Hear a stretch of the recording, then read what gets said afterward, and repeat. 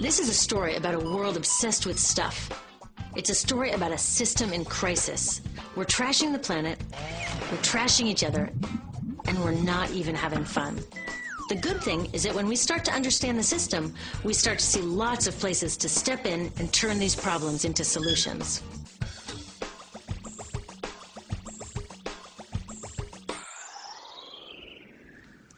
Can I tell you, I love my Pantene Pro V. Of the dozen or so personal care products that I use every day, it's the one I can't live without. It says it gives my dull hair the ultimate cool shine. How does it do that? I was wondering that while I was lathering it in my hair one day, so I read the ingredients right here. Sodium lauryl sulfate, tetrasodium EDTA, methyl isothiazolinone. What is this stuff? I took this list to some scientists who know how to read it. Turns out my Pantene contains a chemical linked to cancer. And lots of other products in my bathroom, from sunscreen to lipstick and even baby shampoo, also contain chemicals linked to cancer or other problems like learning disabilities, asthma, and even damaged sperm. Like most parents, I try to keep my family safe. But now I find out my bathroom is a minefield of toxins? What are we supposed to do? To find out the answers, we have to go back to one of the key features of our materials economy: toxics in, toxics out. If, at the factory, you pour toxic chemicals into a product, like baby shampoo, you're going to wind up with toxic baby shampoo, and toxics in workers, communities, and, babies. So let's take a closer look at this toxic outrage where it seeps into our lives every day, in the bathroom. The average woman in the U.S. uses about 12 personal care products daily. The average man, about 6. Each product containing a dozen or more chemicals. Less than 20% of chemicals in cosmetics have been assessed for safety by the industry's safety panel, so we just don't know what they do to us when we use them. Would you fly on an airline that only inspects 20% of its planes? Of course, not all of these chemicals are dangerous, but we know that many are. Some are carcinogens. That means that they can cause cancer. Others are neurotoxins and reproductive toxins, proven to mess up brain development and reproduction in animals. Wait a minute, we're animals too. It's like a giant experiment. We're using all these mystery chemicals and just waiting to see what happens. One thing we do know is that they're getting inside us.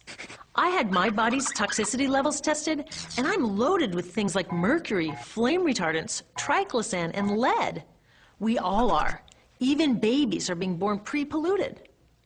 Now, I know we can't live in a lead-free world, but do we have to put lead in our lipstick? I don't know. Maybe it's my fault. Maybe I just bought the wrong thing. At the store, the choices seem endless.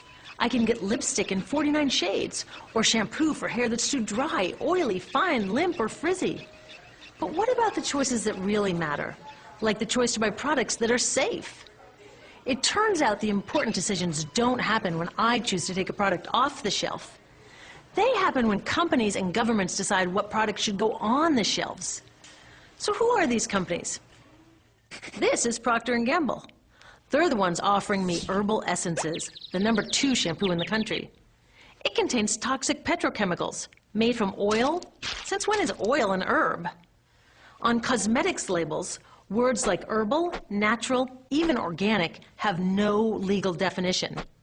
That means that anybody can put anything in a bottle and call it natural, and they do. I mean, can you imagine a top seller called Petro Essences? Gross. What's even nastier are hair relaxers marketed to 5-year-olds and skin whitening creams. These are super toxic, both in their ingredients and in the message they send about what beauty is. Ooh, here's Estee Lauder offering me a chance to help find a cure for breast cancer. That's nice. But wait, they're also using chemicals linked to cancer.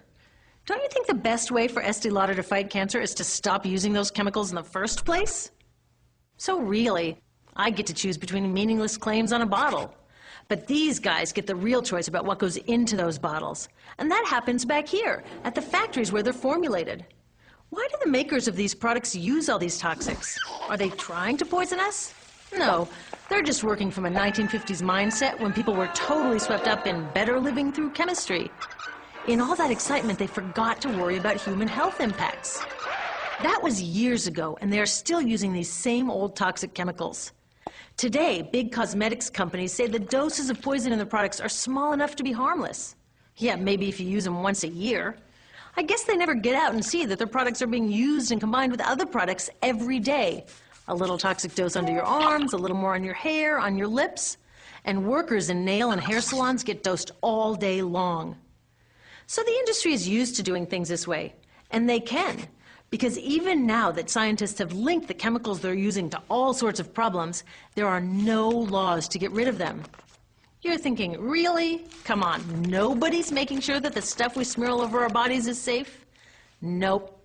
The FDA doesn't even assess the safety of personal care products or their ingredients. Since 1938, they've banned just 8 out of over 12,000 ingredients used in cosmetics.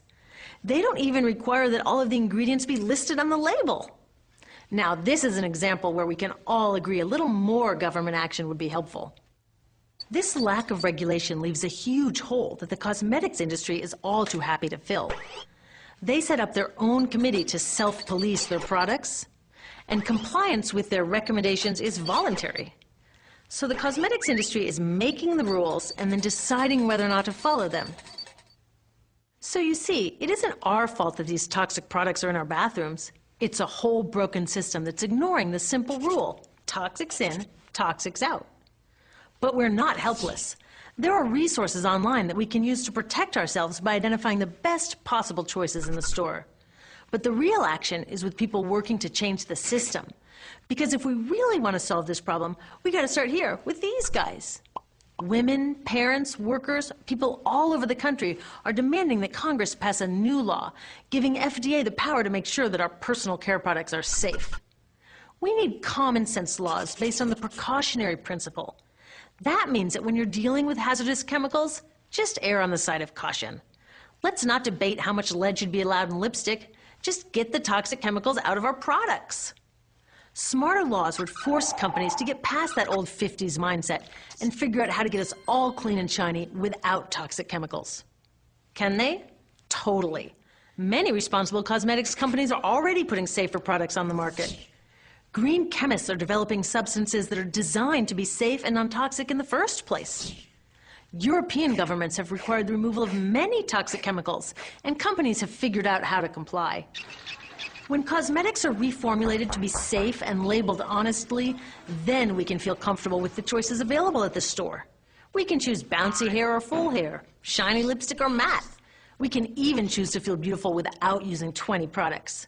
But we'll know that whatever we choose, the most important choice, the choice to be safe and healthy, has already been made.